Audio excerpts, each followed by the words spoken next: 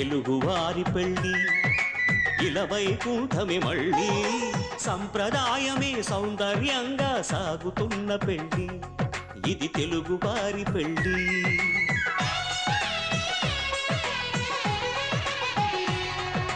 తెలుగువారి పెళ్ళి ఇలవైకుంఠమే మళ్ళీ సంప్రదాయమే సౌందర్యంగా సాగుతున్న పెళ్ళి ఇది తెలుగువారి పెళ్ళి ఒకరికి ఒకరని అనుకుంటే అదే నిశ్చితార్థం ఆ నిర్ణయానికి తలవంచడమే పెళ్లి అంతరార్థం శతమానం భవతి అంటుంది శ్రావణ మాసం శ్రావణ మాసం